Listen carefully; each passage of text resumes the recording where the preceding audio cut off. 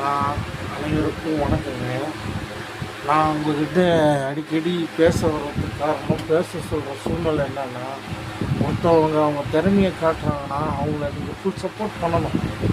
ஒவ்வொருத்தரும் சப்போர்ட் பண்ணணும். இது கட்டாயம் இல்லை, அவங்களுக்காக தோணணும்.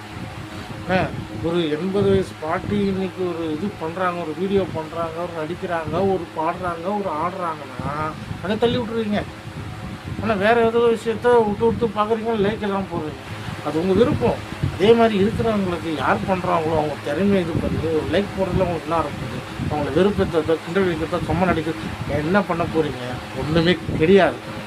அதனால் தயவு செய்து உங்களால் முடிஞ்ச வீடியோ பாருங்கள், இல்லைனா தள்ளி விட்டுட்டு நீங்கள் வேறு வீடியோ பாருங்கள். இதைத்தான் இல்லாமல் எல்லாருமே சொல்கிறாங்க. அவங்க சூழ்நிலைக்கு தகுந்த மாதிரி, அவங்க மன திருப்திக்கு தகுந்த மாதிரி வீடியோ போடுறாங்க. காசு காசு காசு காசு காசு மட்டும் கிடையாது. வீடியோ காசு கொடுக்குறாங்கன்னா எது வேணால் திண்டலாமா, எதுக்கு வேணால் போயிடலாமா? இப்படி கிடையாது. எல்லாருக்கும் ஒரு நிம்மதி இருக்கும், ஒரு சந்தோஷம் இருக்கும், ஒரு ஹாப்பினஸ் இருக்கும். அதை வெளிப்படுத்துறதுக்காகவும் வீடியோ போடலாம்ல.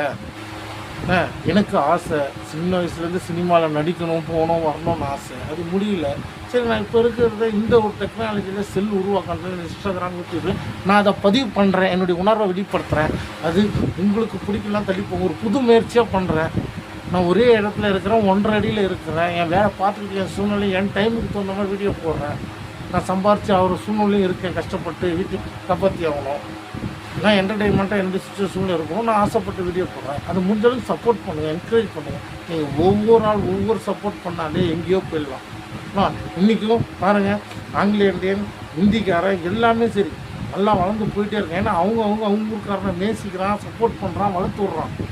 ஆனால் நாம் இந்தியர்கள் மட்டும்தான், தமிழால் மட்டும்தான் நம்மளை வளரவே விட மாட்டுறாங்க. இது எல்லாருக்குமே எப்பவுமே தெரியும். நான் ஒட்டுமொத்த பேரையும் சொல்லலை, நமக்கு சப்போர்ட் இல்லாத ஆளை மட்டும்தான் சொல்கிறேன். இங்கேயே எல்லாத்தையும் காற்று, சுவாசம், தண்ணி, பணம் எல்லாம் எல்லா இது மூலியமாகவும் இங்கே இருந்து பண்ணிட்டு, ஆனால் தமிழாளுக்கு சப்போர்ட் பண்ண மாட்டோம். ஆனால் நாம் வெளியால் வந்தால் அவன் கூட எல்லாம் சப்போர்ட் பண்ணுவான், எல்லா கூடயும் சப்போர்ட்டாக இருப்பான். இதுதான் நடக்குது.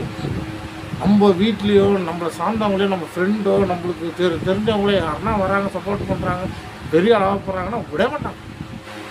ஏன்? எதுக்கு? மாறலாம்ல. 2026 வந்துருக்கு. இன்னும் போக இருக்கிற வரைக்கும் புண்ணியத்தை தேடிட்டு போகும் பாஸ்.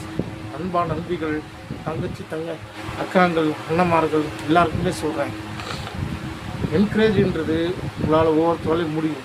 இல்லையா, தலைக்கு வேறு விடாமல் நீங்கள் என்கரேஜ் பண்ண வேண்டாம். உங்களுடைய முயற்சியை வீணாக்க வேண்டாம். வேறு ஒருத்தவங்க சப்போர்ட் பண்ணுறது விட்டு போகணும். அவ்வளோதான்.